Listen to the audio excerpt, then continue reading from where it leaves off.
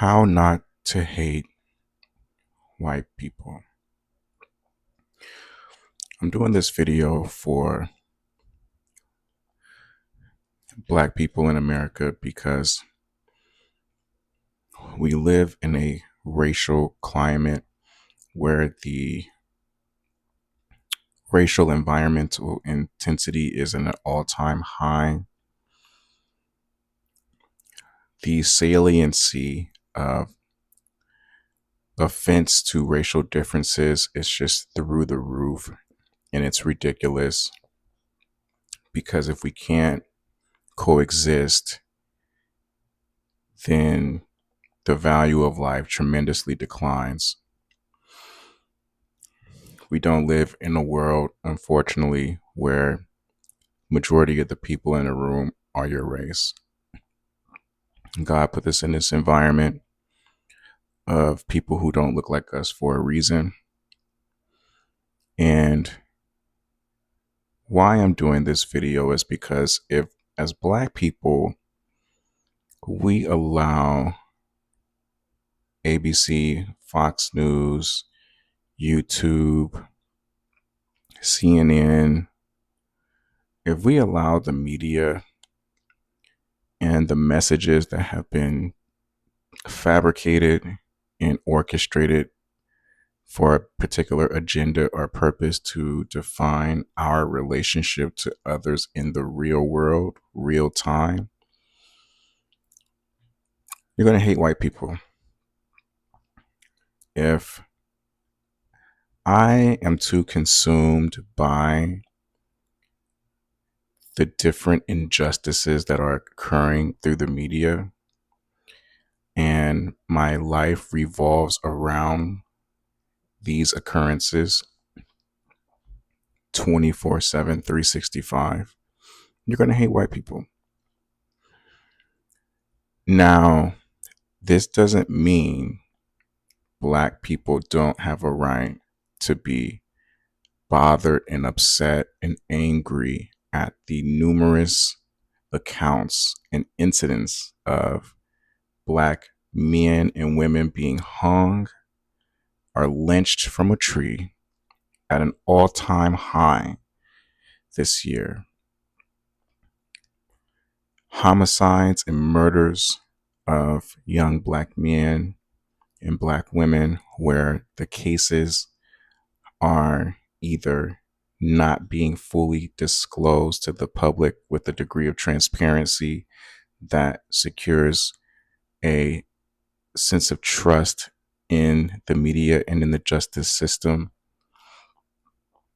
and the unfairness around how cases involving African Americans are handled by members of the dominant society, and just the ongoing exposure of the disconnect between the needs in the white and the black community doesn't erase or discount that black people don't have a right to be upset, to be angry, to be vigilant in regards to protecting themselves, protecting their children.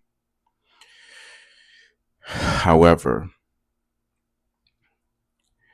if so much of our stress as a black community, not all, is in response to feeling like we have been completely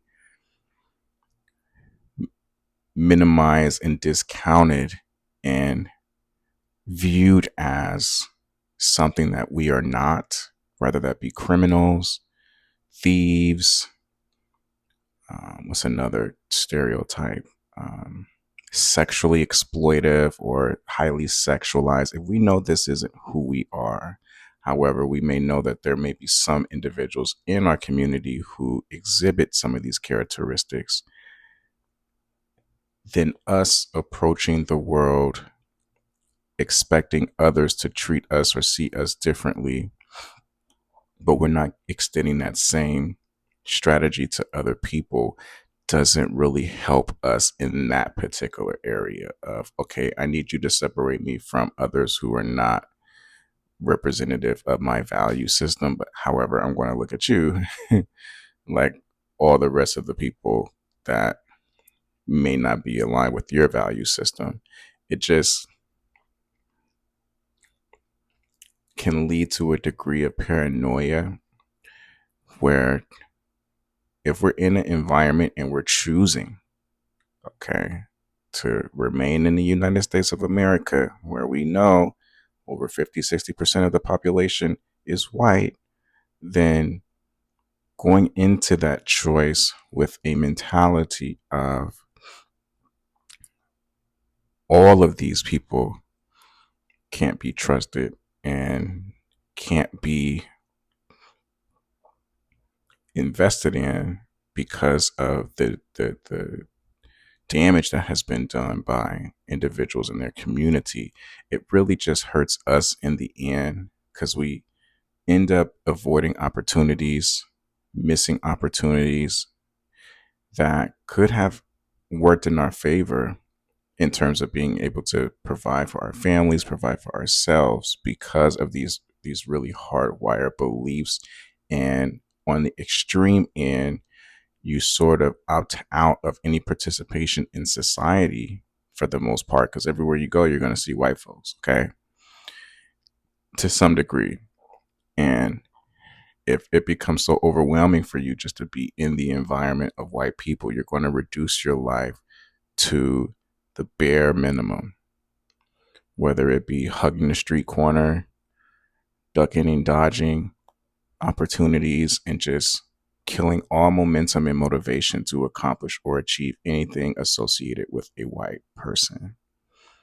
I'm mindful that Black people are in a very challenging predicament because people suffer from trauma, and the brain is going to do what it has to do to protect that human being. And some people can't turn it on or turn it off. So I'm mindful there's special cases of individuals who don't have the luxury. And if they had the choice, they would probably love to wake up trauma free from racial trauma, but they don't have that luxury. So I'm mindful that this isn't for you. This video isn't speaking to you.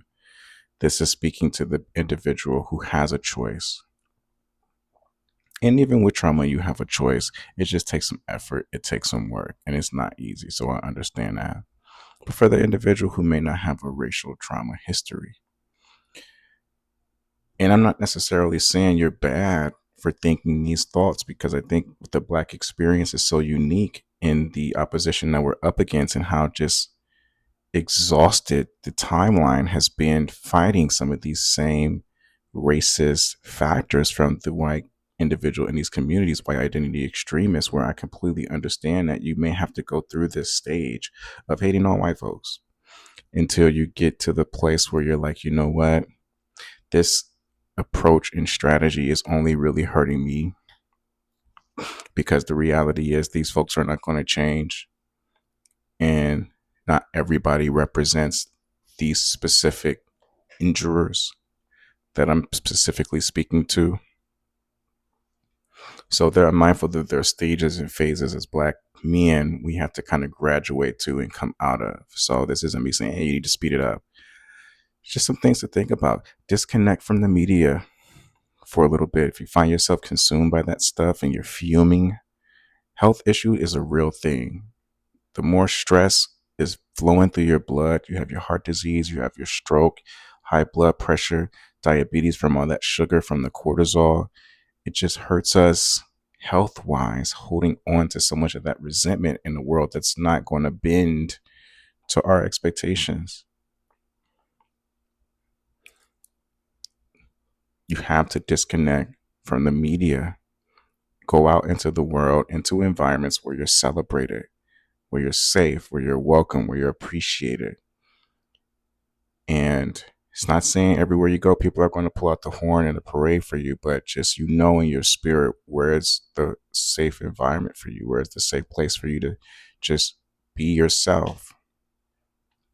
That's my opinion. It's nothing wrong with hating evil, hating sin, hating injustice in the world. There's nothing wrong with that.